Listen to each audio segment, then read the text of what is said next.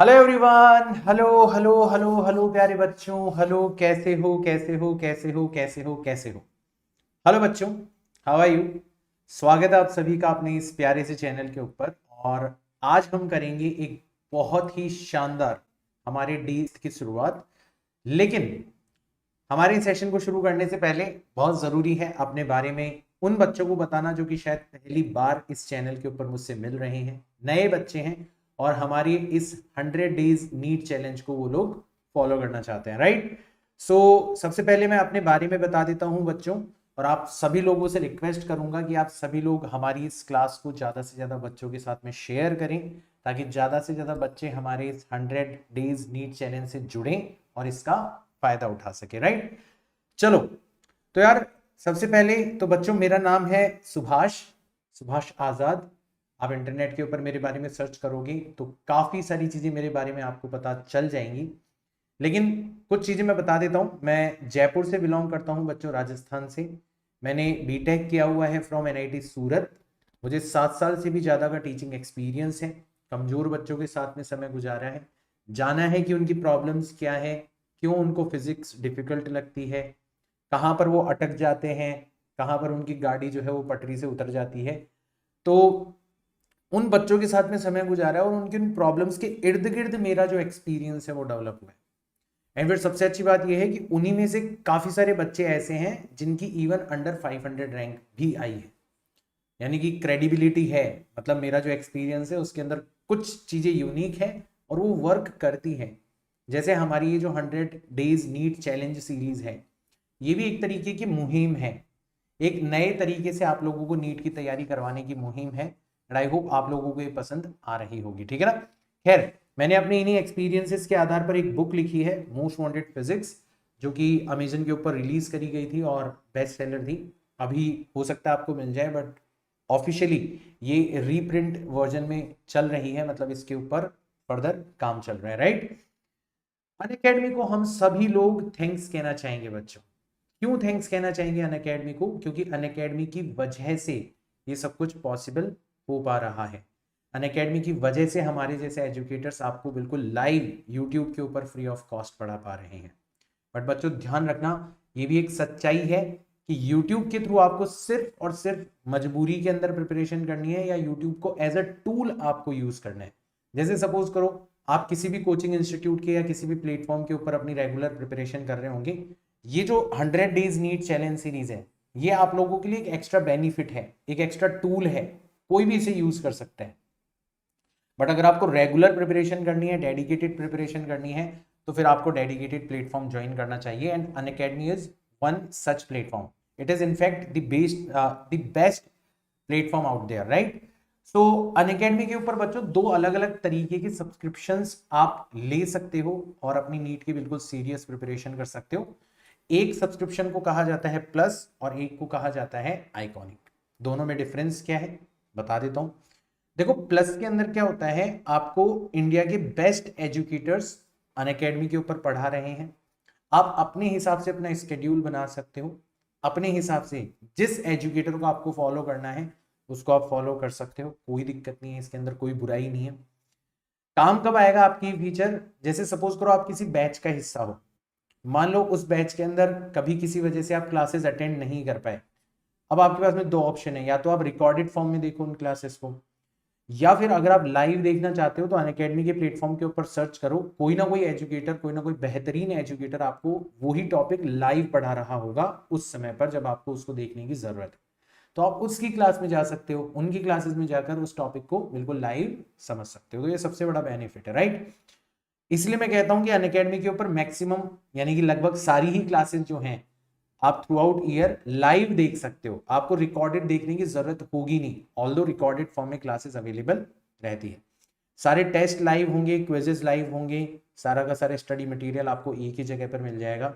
सभी पीडीएफ वगैरह सब कुछ अनअकैडमी लर्निंग ऐप के ऊपर मिल जाएगी। तो आपको बहुत बेनिफिट होने वाला है अगर आप प्लस सब्सक्रिप्शन को ज्वाइन कर लेते हो तो, राइट। इसकी फीस देखो बच्चों, इसकी फीस है 2333 रुपीज पर मंथ। अगर आप 24 मंथ्स का सब्सक्रिप्शन ले रहे हो, कितना अफोर्डेबल है। वैसे नॉर्मली मैक्सिमम बच्चे 12 मंथ्स का सब्सक्रिप्शन लेते हैं, तो उसकी फीस पड़ेगी लगभग पर मंथ 3208 रुपीज। बहुत ज्यादा अफोर्डेबल, बट अगर आपको फिर भी लगता है कि यार अभी थोड़ा बहुत और पैसा बच जाए तो फायदा हो सकता है अपना, तो आप ये कोड अप्लाई कर सकते हो जो कि अनअकैडमी के द्वारा रिलीज किया गया है। इस कोड को अप्लाई करने पर आप आसानी से 10% का एक्स्ट्रा बेनिफिट और पा सकते हो। बट अगर किसी को लगता है कि सर मुझे फाइनेंशियल असिस्टेंस की रिक्वायरमेंट है, तो आप इस नंबर के ऊपर कॉल करो। इस नंबर के ऊपर जब आप अनअकैडमी से बात करोगे, आप सच में डिजर्विंग होंगे, सच में टैलेंटेड होंगे, तो अनअकैडमी के द्वारा आपको डेफिनेटली फाइनेंशियल असिस्टेंस प्रोवाइड करवाया जाएगा। तो इसकी जो कंप्लीट डिटेल्स है वो आपको फोन करके आसानी से पता चल जाएगी, राइट। वही बात करते हैं हमारे दूसरे टाइप ऑफ सब्सक्रिप्शन के बारे में, and it is known as iconic subscription. अब ये आइकॉनिक सब्सक्रिप्शन के अंदर क्या खास बात है, इसके अंदर प्लस के सारे फीचर्स अवेलेबल है। बहुत अच्छी बात है। 2 एक्स्ट्रा फीचर्स और हैं, और वो दोनों ऑफलाइन से उठाए गए हैं। मतलब ऑफलाइन के अंदर जो बिल्कुल बेहतरीन बात थी उसको उठा के आप लोगों के सामने रख दिया गया है। सबसे पहली बात तो ये थी कि ऑफलाइन क्लासरूम्स के अंदर आप अपने टीचर से 1-to-1 मैनर के अंदर बात कर सकते हो। अब ये अनअकैडमी के ऊपर भी पॉसिबल है। मान लो किसी वजह से आपके बहुत सारे बैकलॉग्स इकट्ठे हो गए, आप ढंग से अपनी स्टडी को प्लान नहीं कर पा रहे, तीनों के तीनों सब्जेक्ट्स को बैलेंस नहीं कर पा रहे, और उस समय पर आप कहीं ना कहीं वापस से अगर अपने एजुकेटर से बात कर लोगे, 1-to-1 मैनर के अंदर अपनी प्रॉब्लम शेयर करोगे, उनकी सलाह अगर आप ले लोगे, तो आप देखोगे आपकी प्रिपरेशन की गाड़ी वापस से पटरी पर लौट आएगी। बहुत फायदेमंद होता है बच्चों अपने एजुकेटर से बात करना, राइट। दूसरा फीचर क्या होगा बच्चों, इसके अंदर आपका जो स्टडी मटेरियल है ऐप के ऊपर तो अवेलेबल है ही, बट उसके अलावा प्रिंटेड फॉर्म में आपको आपके घर तक पहुंचाया जाए, और उस स्टडी मटेरियल को बेस्ट फैकल्टीज ने डिजाइन किया है, एंड इवन वो टॉपर्स के द्वारा रिव्यू किया गया, और उन्होंने बताया कि हाँ यार वाकई अनअकैडमी ने क्या शानदार नोट्स प्रिपेयर करवाए, राइट। इसका जो 12 मंथ का सब्सक्रिप्शन है बच्चों, वो आपको पड़ेगा 5417 रुपीज। अब इससे ज्यादा अफोर्डेबल प्राइस नहीं हो सकती, ये आप ध्यान रखना बच्चों।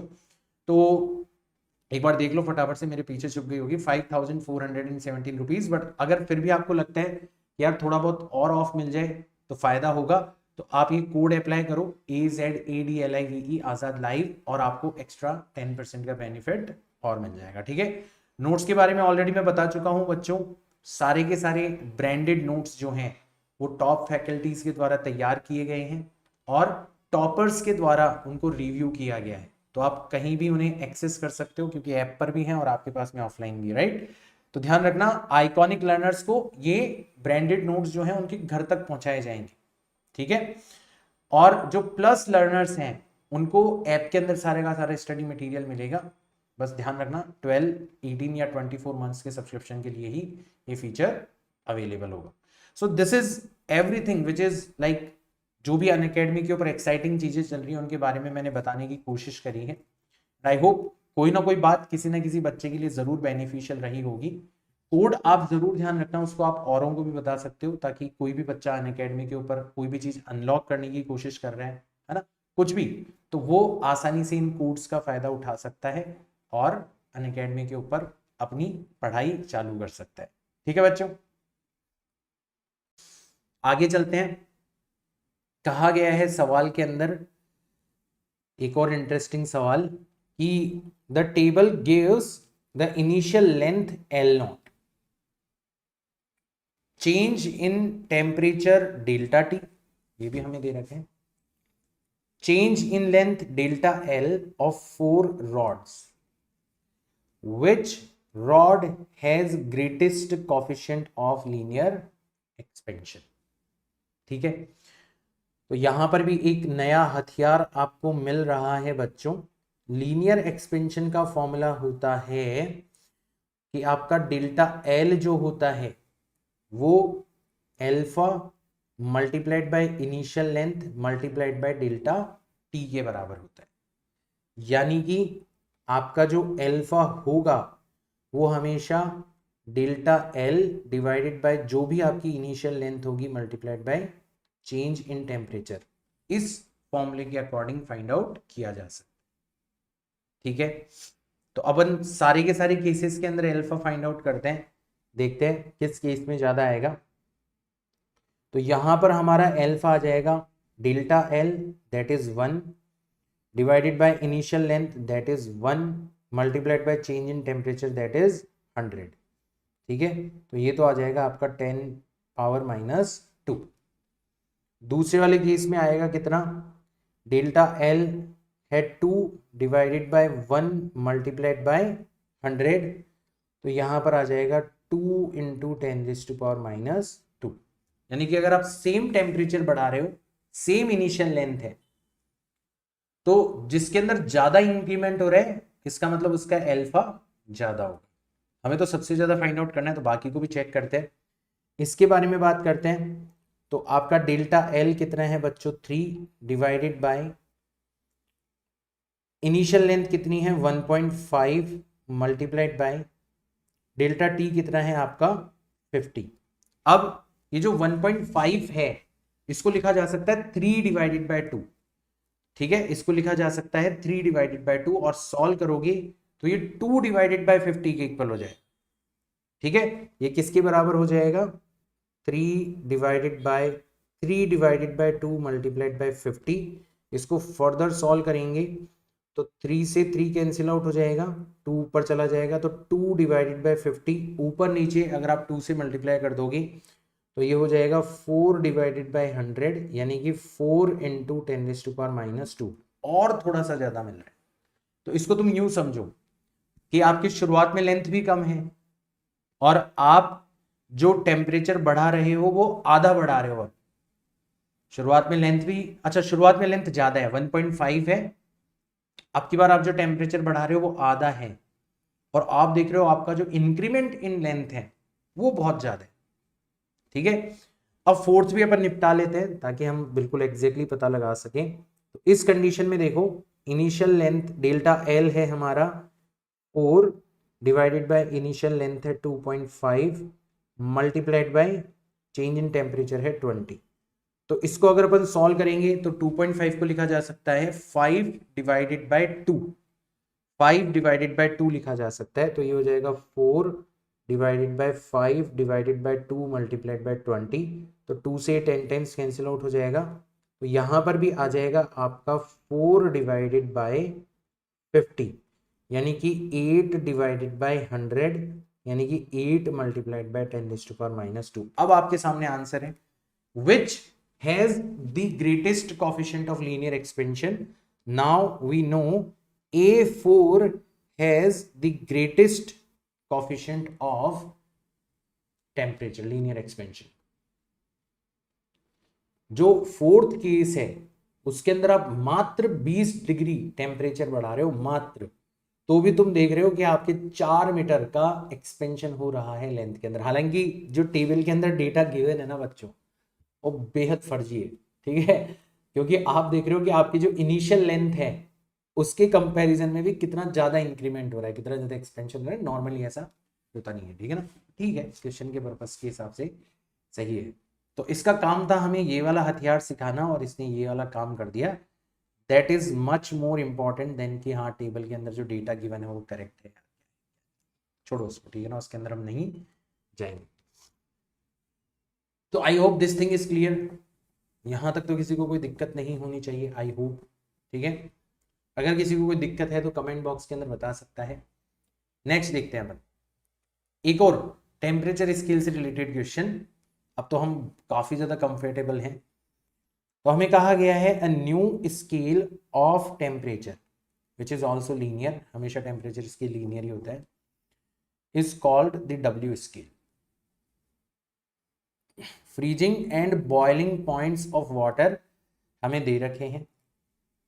What will be the temperature on new scale corresponding to a temperature of 39 degree Celsius on Celsius scale. तो हम लोग ऑलरेडी हथियार पकड़ चुके हैं, बट एक बार मैं वापस से आपको रिवाइज करवा देता हूं क्योंकि हथियार थोड़ा सा इंपॉर्टेंट था।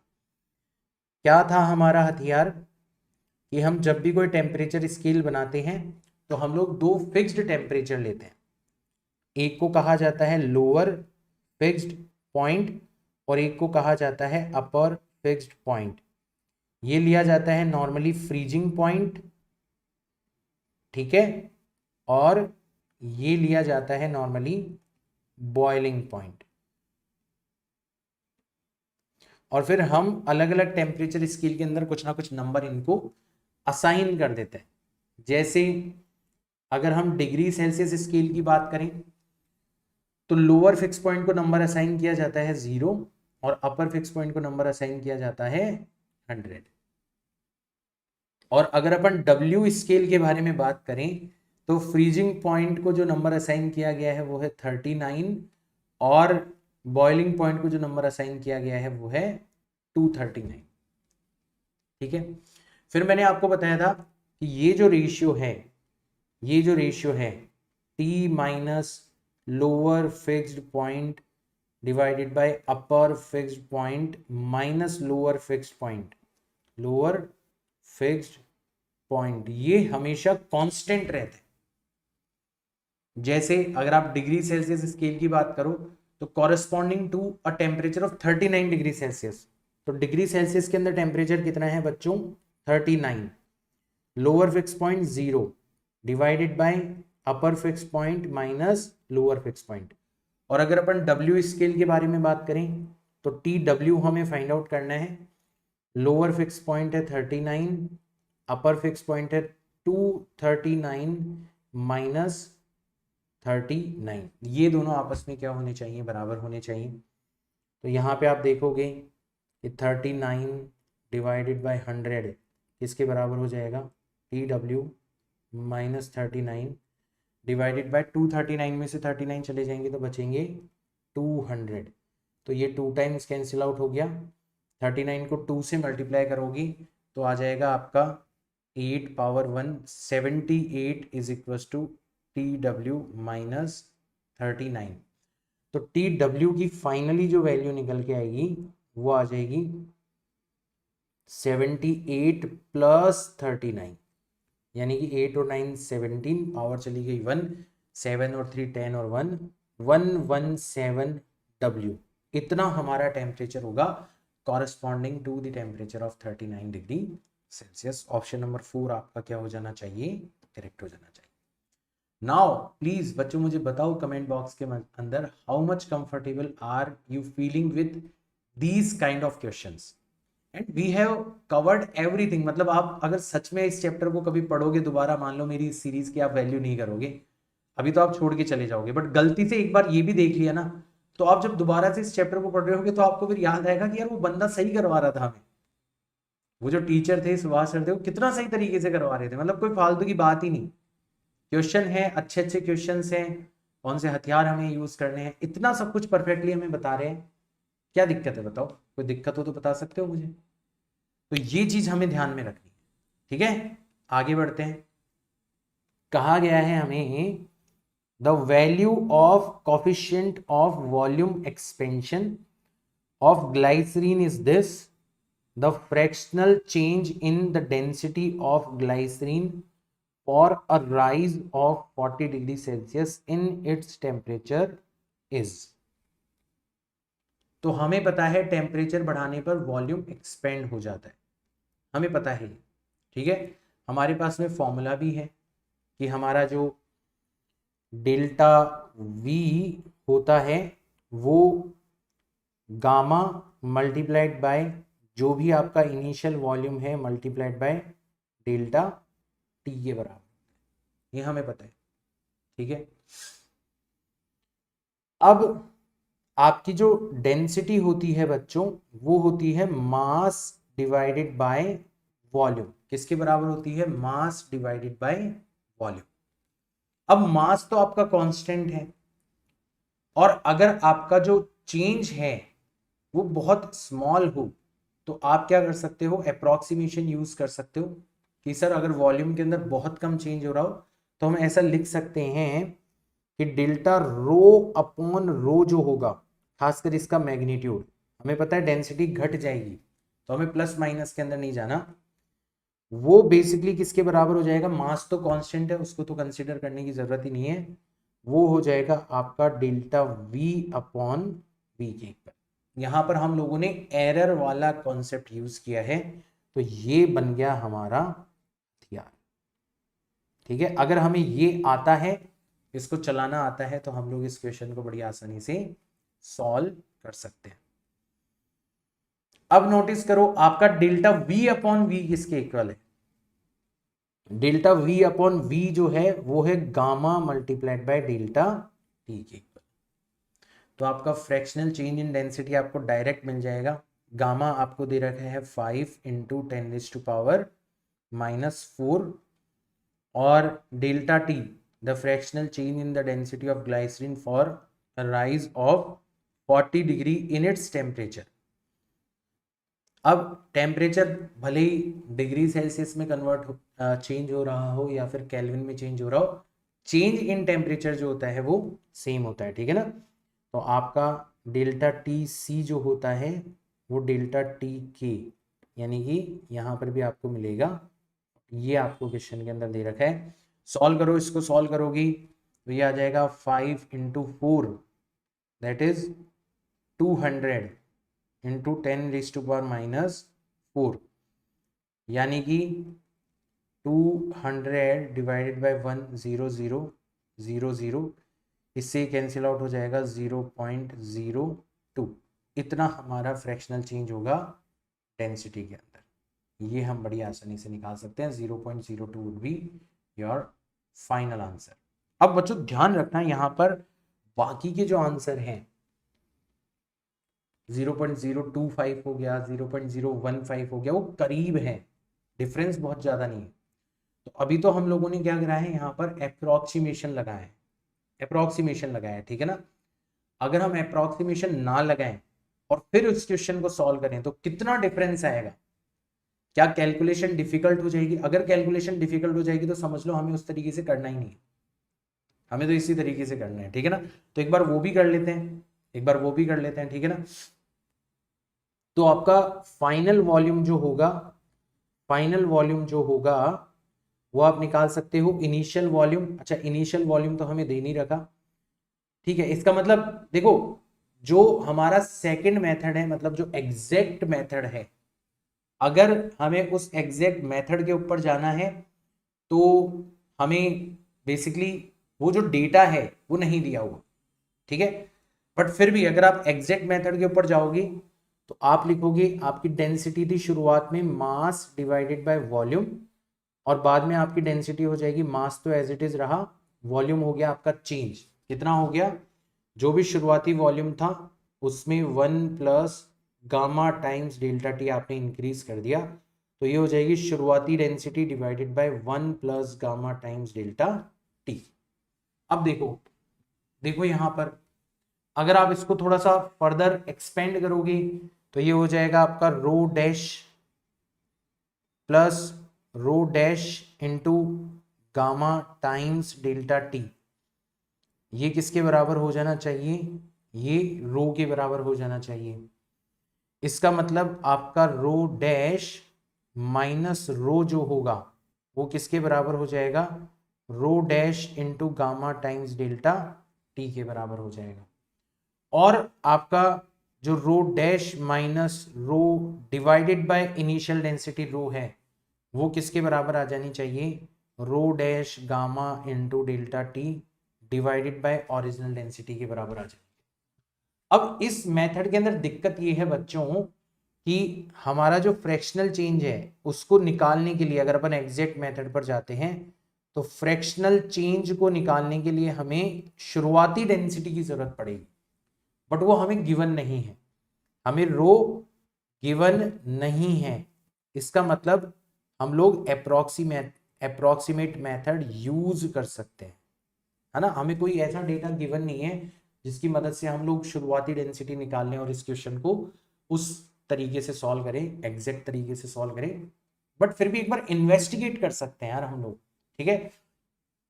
तो ध्यान रखना बच्चों, जब भी ऐसा सवाल आए तो सबसे पहले अप्रोक्सीमेट मेथड से आंसर निकालने की कोशिश करना, कैलकुलेशन आसान होगी। अप्रोक्सीमेट मेथड से जो आंसर आएगा अगर वो ऑप्शन के अंदर गिवन है तो कोई घबराने की जरूरत नहीं है, आप उस ऑप्शन को टिक कर सकते हो। एक बार नजरें फेर लेना कि जो बाकी के ऑप्शन है वो बहुत दूर हैं या बहुत करीब हैं। अगर बहुत करीब हैं तो फिर देखना कि क्या इसको एग्जैक्ट मेथड से भी सॉल्व किया जा सकता है, क्योंकि अगर एग्जैक्ट मेथड से सॉल्व किया जा सकता है तो हो सकता है एग्जैक्ट मेथड से सॉल्व करने पर आपका कोई और आंसर आ रहा हो और वो भी ऑप्शन के अंदर गिवन, इसलिए मैंने यहाँ पर ये पूरा का पूरा काम किया है ताकि आपको ये पूरा का पूरा प्रोसीजर मैं बता सकूं। ठीक है, हथियार तो हमें पता पड़ गया कि अगर हमें वॉल्यूम का चेंज दे रखा हो और डेंसिटी से रिलेटेड क्वेश्चन पूछा जाए तो हम लोग किस तरीके से डील करते हैं। ठीक है, किस तरीके से हम लोग डील करते हैं, ये सारी की सारी चीजें हमें पता पड़ चुकी। आगे चलो, क्वेश्चन में कहा गया है coefficient of linear expansion of brass and steel rods are α1 and α2। ठीक है, lengths of brass and steel rods are L1 and L2 respectively. L2 minus L1 is maintained same at all the temperature. Which one of the following relations holds good? ठीक है, तो देखो, अगर अपन brass के बारे में बात करें, फॉर्मूला सबके ऊपर सेम लगेगा, तो हमारा हथियार जो है वो थर्मल एक्सपेंशन वाला फॉर्मूला है कि हमारी फाइनल लेंथ जो है वो initial length plus alpha multiplied by delta T, 1 plus alpha multiplied by delta T, इसके बराबर हो जानी चाहिए। ये यूं कह लो कि हमारा जो डेल्टा एल है, मतलब final length minus initial length, वो किसके बराबर हो जाना चाहिए, initial length multiplied by alpha multiplied by delta T के बराबर हो जाना चाहिए। दोनों में से कोई सा भी एक फॉर्मूला आप लोगों को याद रखना है, दूसरा आप आसानी से बना सकते हैं। ठीक है, तो अगर अपन ब्रास के लिए ये फॉर्मूला लगाएं तो ब्रास के लिए जो फाइनल लेंथ होगी या जो चेंज इन लेंथ होगा, ठीक है ना, कितना चेंज हो जाएगी आपकी लेंथ। ठीक है, L2 minus L1 is maintained same at all temperature. दोनों की जो भी लेंथ होगी ना, उसका डिफरेंस हमेशा क्या रहेगा, सेम रहेगा। ठीक है, ठीक है बच्चों, तो ध्यान रखना, अगर अपन ब्रास के लिए लिखेंगे तो अपन लिखेंगे LF for brass minus L1, ये इसकी शुरुआती लेंथ थी, is equal to L1 multiplied by α1 multiplied by change in temperature delta T. ठीक है, दूसरा हमने थोड़ा सा टेम्परेचर बढ़ा दिया, ठीक है ना, उतना ही टेम्परेचर अपन दूसरी वाली रॉड का भी बढ़ा देते हैं। ठीक है, तो ये हो जाएगी आपकी स्टील के, अगर अपन बारे में बात करें तो L final for steel minus L2 is equal to L2 alpha 2 multiplied by delta T. तो ये हो गई आपकी इक्वेशन नंबर 1 और ये हो गई आपकी इक्वेशन नंबर 2। अगर आप डिफरेंस लोगे इक्वेशन 2 में से इक्वेशन 1 को अगर आप माइनस कर दोगे तो क्या मिलेगा आपको, आपको मिलेगा LF for steel minus LF for brass. ठीक है, फिर माइनस साइन बाहर ले लो, L2 minus L1 is equal to delta T बाहर आ गया, L1 alpha 1 plus L2 alpha 2 ये अंदर रह गया। अब आपको कहा गया है कि तुम किसी भी टेम्परेचर पर हो, लेंथ का डिफरेंस सेम रहना चाहिए। तो ये वाली जो चीज है और ये वाली जो चीज है, ये आपस में क्या हो जाएंगी, सेम हो जाएगी, आपस में सेम हो जाएंगी, और सेम होने के लिए आपस में कैंसिल आउट हो जाएगी। तो आप डायरेक्टली लिख सकते हो कि आपका L1 अल्फा 1 जो होगा प्लस L2 अल्फा 2 जो होगा वो आपस में कितना हो जाएगा, 0 हो जाएगा, डेल्टा टी भी चला गया। तो आप कह सकते हो कि आपका L1 अल्फा 1 जो होगा वो किसके बराबर हो जाना चाहिए, L2 अल्फा 2 के बराबर हो जाना चाहिए, एटलीस्ट इन मैग्नीट्यूड, है ना। नेगेटिव साइन को, अच्छा मैंने माइनस करना था ना, sorry sorry sorry sorry sorry sorry sorry sorry sorry, मैंने एक जगह गलती कर दी, यहां पर आएगा माइनस, माइनस कर रहे हैं ना अपन, तो L2 अल्फा 2 में से L1 अल्फा 1 जो है उसको अपने क्या कर दिया, माइनस कर दिया, ये आ गया 0। तो आप लिखोगे L2 alpha 2 minus L1 alpha 1 is equal to 0। तो L2 अल्फा 2 किसके बराबर आ जाना चाहिए, L1 अल्फा 1 के बराबर। तुम डायरेक्ट भी कर सकते थे कि शुरुआत में जो दोनों की लेंथ है, बाद में जो भी दोनों की लेंथ है वो अलग अलग हो सकती है, बट जो इंक्रीमेंट इन लेंथ हुआ है वो सेम होगा। अगर इंक्रीमेंट इन लेंथ सेम होगा इसका मतलब ये वाली क्वांटिटी सेम हो जाएगी, डेल्टा टी से डेल्टा टी कैंसिल आउट हो जाएगा, तो डायरेक्ट कह सकते हो कि L1 अल्फा 1 जो होगा वो L2 अल्फा 2 के बराबर हो जाएगा। ठीक है ना, ये डायरेक्ट भी आप अप्लाई कर सकते हो। तो हथियार पुराना था, क्वेश्चन थोड़ा सा नए कॉन्टेक्स्ट में पूछा गया, हमने कर दिया, कोई दिक्कत ही नहीं है। नेक्स्ट क्वेश्चन देखो, कहा गया है क्वेश्चन के अंदर, two rods, one of aluminium of length L1 having coefficient of linear expansion alpha a and other of steel length L2 having coefficient of linear expansion alpha s are joined end to end. The expansion in both the rods is same on variation of temperature. ठीक है, then the value, तो हमें expansion same कह रखा है, expansion same कह रखा है, हथियार हमारे पास में ऑलरेडी वही है, फॉर्मूला हमें डेल्टा एल वाला लगाना है। तो हमें कह रखा है कि डेल्टा L1 जो है वो डेल्टा L2 के इक्वल है, जब आप सेम अमाउंट से टेम्परेचर को बढ़ा रहे हो। डेल्टा L1 का मतलब हो जाता है बच्चों L1 into alpha 1 multiplied by change in temperature, ये किसके बराबर है, L2 into alpha 2 multiplied by change in temperature के बराबर है। तो ये आपस में कैंसिल आउट हो जाएंगे। तो ये तो अभी अभी अपनों ने एक क्वेश्चन करा था, लगभग वैसा ही क्वेश्चन हो गया, बट हमसे क्वेश्चन में ये नहीं पूछा गया, हमसे क्वेश्चन में पूछा गया है कि अब दोनों को आपने ज्वाइन कर दिया। ठीक है, the expansion in both the rods is same, then the value of this, जो भी क्वांटिटी हमें दे रखी है। ठीक है ना, तो अगर अपन कंपोजिट रॉड के बारे में बात करें, अगर हम कंपोजिट रॉड के बारे में बात करें, कंपोजिट रॉड के बारे में बात करें, तो अब आपकी जो टोटल लेंथ है वो कितनी है, L1 प्लस L2 है। ठीक है, तो आपका जो चेंज होगा वो किसके बराबर हो जाएगा, delta L1 plus delta L2 के बराबर हो जाएगा, ओवरऑल जो चेंज होगा। ठीक है, इज इक्वल टू शुरुआती लेंथ कितनी थी तुम्हारी, L1 प्लस L2 सॉरी। ठीक है ना, और जो भी आपका थर्मल कॉफिशिएंट होगा वो तुम बड़ी आसानी से निकाल सकते हो, अगर नहीं पता तो मैं यहां पर बता देता हूं, डेल्टा L1 प्लस डेल्टा 2, तो डेल्टा L1 की जगह आप रखोगे L1 alpha A multiplied by delta T, और L2 की जगह रखोगे आप L2 अल्फा एस मल्टीप्लाई, मैं रख ही देता हूं। ठीक है ना, चलो मैं बता ही देता हूं क्योंकि, ठीक है एक सेकेंड। ठीक है, तो ऐसा कुछ हो जाएगा, ऐसा कुछ हो जाएगा, delta L1 plus delta L2 हमें निकालना है, तो हम लोग क्या करेंगे, डेल्टा L1 की जगह रखेंगे L1 अल्फा ए टाइम्स डेल्टा टी, और डेल्टा L2 की जगह रखेंगे अपन L2 times alpha S multiplied by delta T, ये हम लोग यहां पर रख सकते हैं। ठीक है बच्चों, तो कहा गया है अदर स्टील, ये हो गया, are joint end to end, the expansion in both the rods is same in the variation of the temperature. Then अगर हमें ये चीज निकालनी है तो ये किसके बराबर होगी,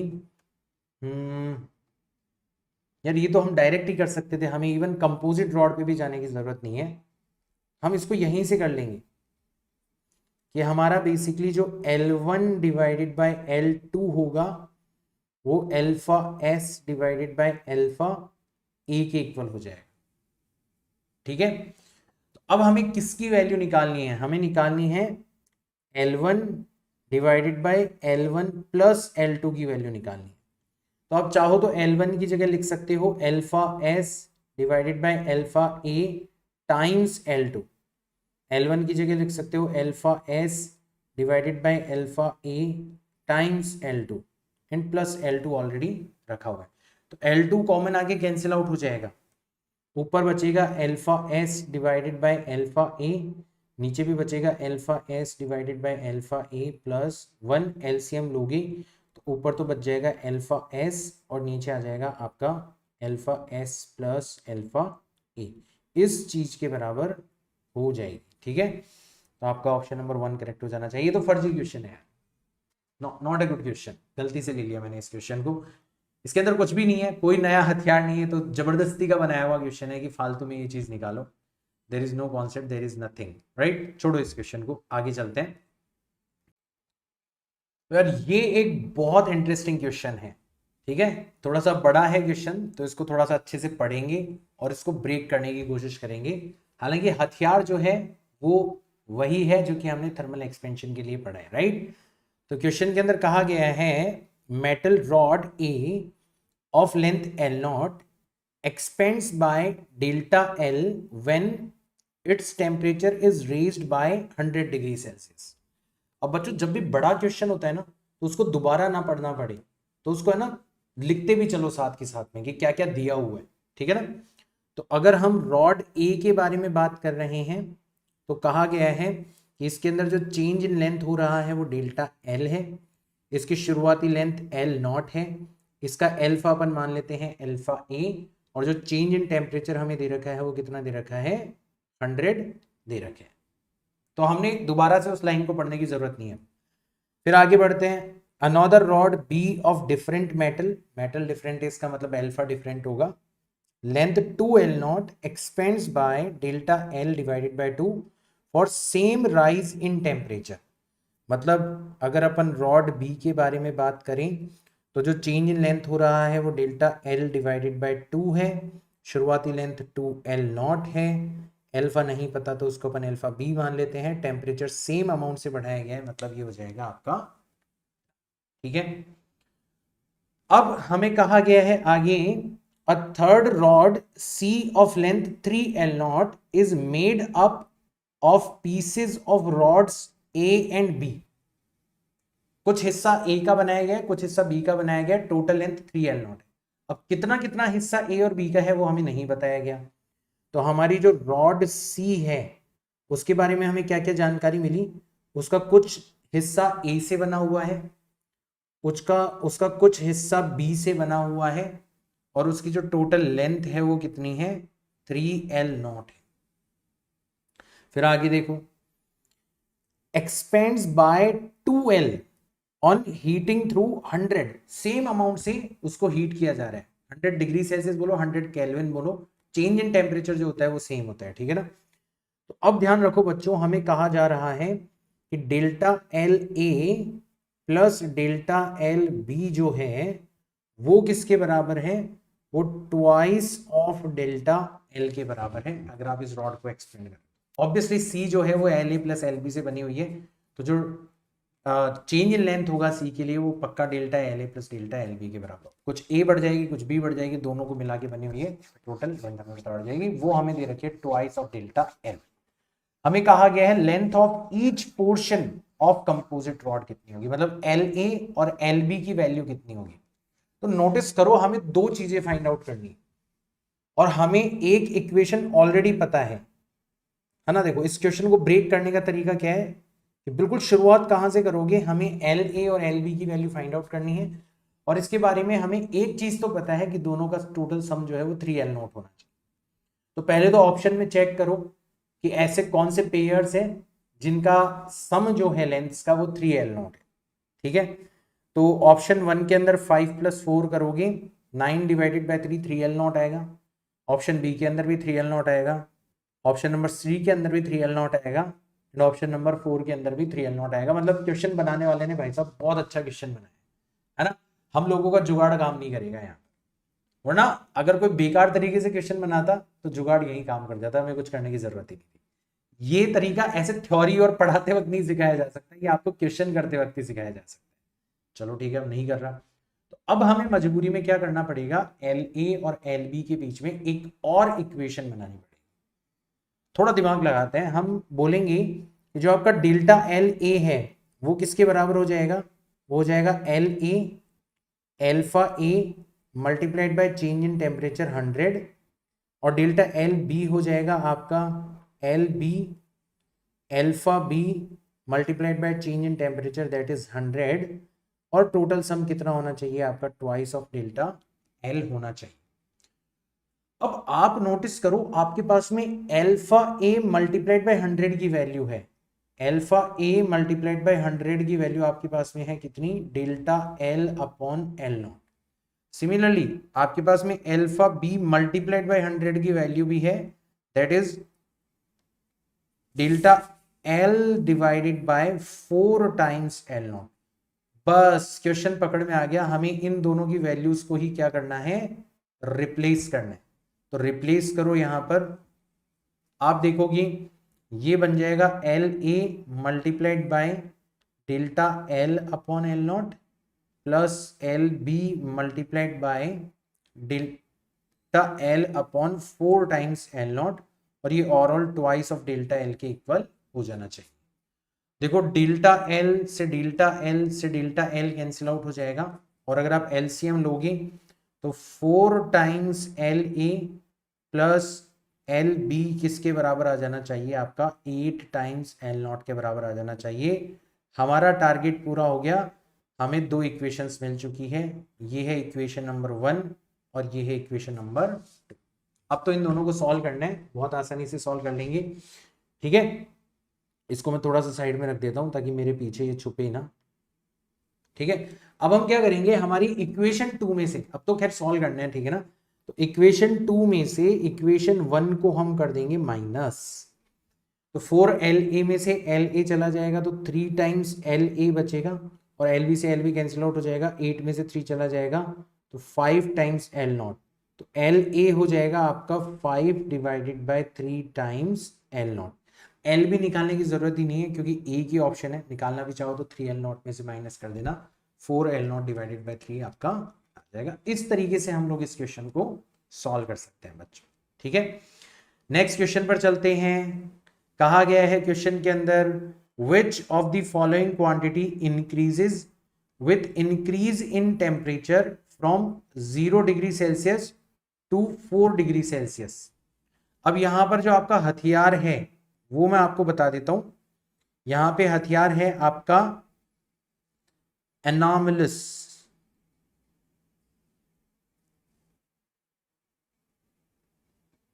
expansion of anomalous expansion of water. ये बहुत इंपॉर्टेंट है बच्चों, ये बहुत इंपॉर्टेंट है, anomalous expansion of water. Anomalous की स्पेलिंग एक बार देख लेना, ठीक है ना।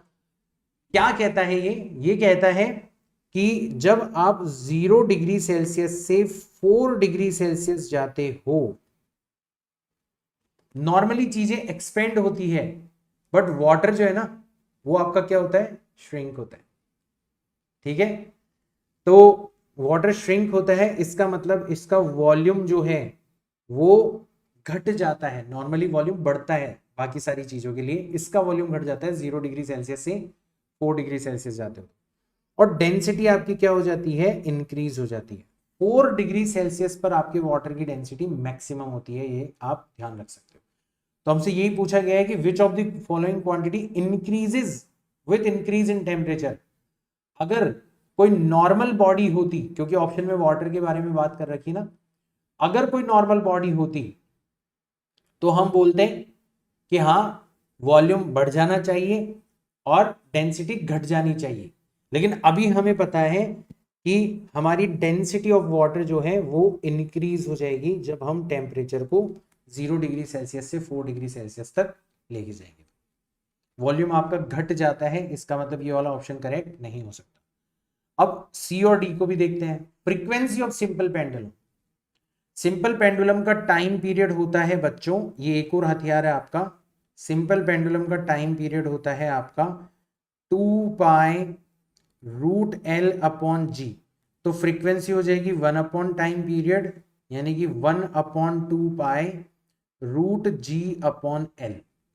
तो जब आप टेम्परेचर बढ़ाओगे 0 डिग्री सेल्सियस से 4 डिग्री सेल्सियस तक जा रहे हो, तो आपका टेम्परेचर बढ़ रहा है, टेम्परेचर बढ़ रहा है इसका मतलब आपकी लेंथ बढ़ रही है, और क्योंकि फ्रीक्वेंसी रूट ऑफ लेंथ के इनवर्सली प्रोपोर्शनल है, इसका मतलब आपकी फ्रीक्वेंसी घट जानी चाहिए, इसका मतलब ये वाला ऑप्शन भी करेक्ट नहीं हो सकता। और डेंसिटी ऑफ एल्कोहल, मैंने बताया था ना वाटर के अलावा अगर कोई मटेरियल होगा तो उसकी डेंसिटी आपको घटते हुए नजर आएगी, तो ये भी आपका ऑप्शन करेक्ट नहीं हो सकता। One of the most beautiful question बच्चों। आपको लग रहा होगा कि यार इतना थ्योरेटिकल क्वेश्चन, आसान क्वेश्चन है, बट इसके अंदर आप देखो 3-4 चीजें सीख रहे हो। सिंपल पेंडुलम के बारे में सीख रहे हो, वाटर के एनामलस एक्सपेंशन के बारे में सीख रहे हो।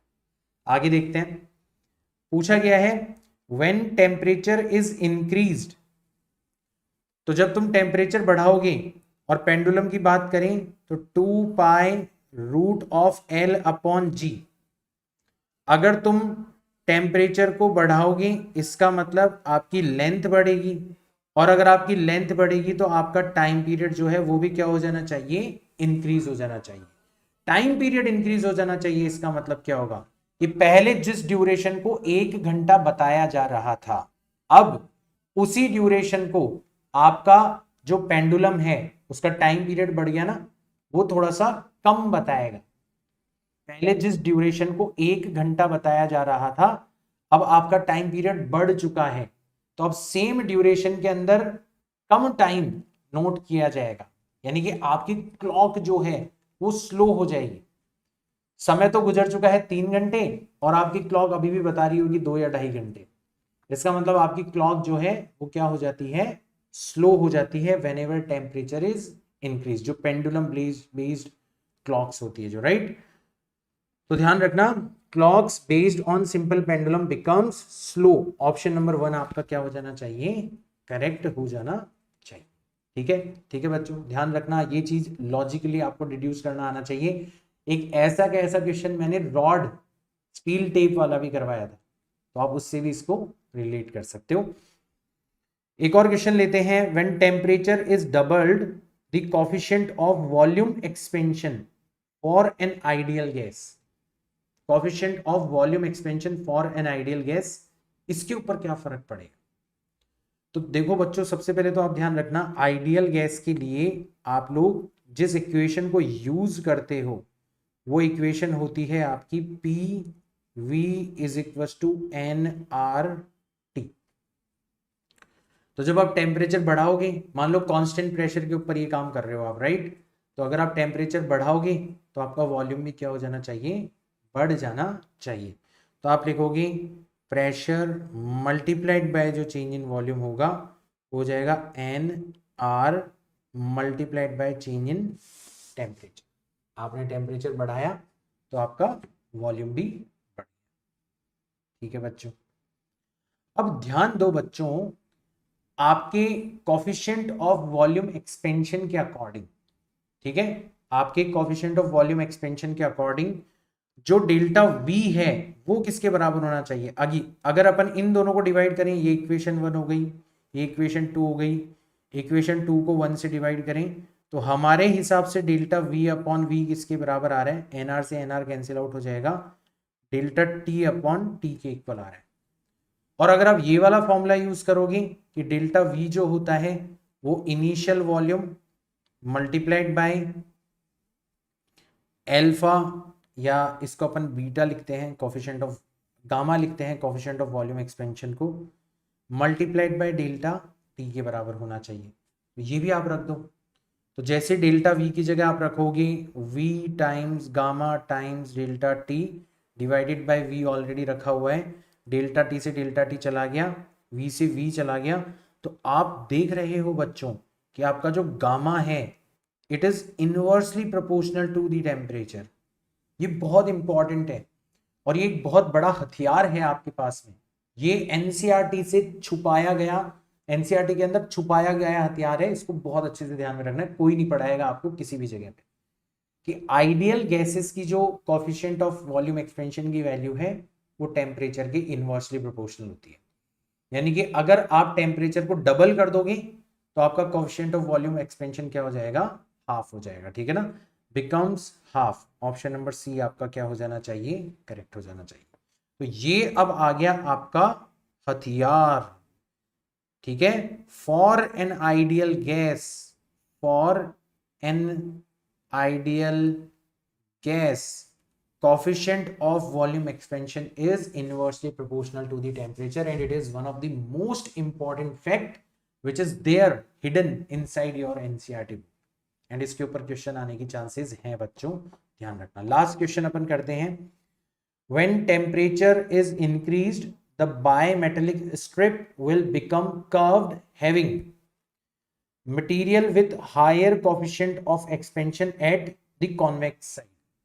जिसका टेम्परेचर कोफिशिएंट ज्यादा होगा, सेम टेम्परेचर बढ़ाने पर वो ज्यादा एक्सपेंड होगा. तो जब आप किसी चीज को कर्व की फॉर्म में लाते हो तो बाहर वाली बाउंड्री ज्यादा लेंथ की होती है बजाय अंदर वाली बाउंड्री के. तो डेफिनेटली आपका material with higher coefficient of expansion जो है वो कॉन्वेक्स साइड पर होना चाहिए. Material with higher coefficient of expansion at the concave side, ये गलत हो जाएगा. Material with lower coefficient of expansion at convex side, ये भी गलत हो जाएगा. और नन ऑफ दिस तो कह रहेंगे क्योंकि हमारा ऑप्शन नंबर यहाँ पर. सो दिस इज इट बच्चों. हमने पूरा का पूरा थर्मल एक्सपेंशन और टेम्परेचर स्केल का जो टेरिटरी है उसको कवर अप करने की कोशिश करी है in this particular 1 hour 10 minutes. And I hope you enjoy today's session. और आपको तरीका अच्छा लग रहा होगा. हमारी 100 days जो नीट चैलेंज सीरीज है उसका हिस्सा बन के फाइनली आपको लग रहा होगा कि हाँ यार हम कोचिंग के अंदर पढ़ रहे हैं, हमारी थ्योरी वगैरह सब कुछ अच्छे से चल रही है, बट इसकी एक अलग इंपॉर्टेंस है और इसकी इतनी अच्छी इंपॉर्टेंस है.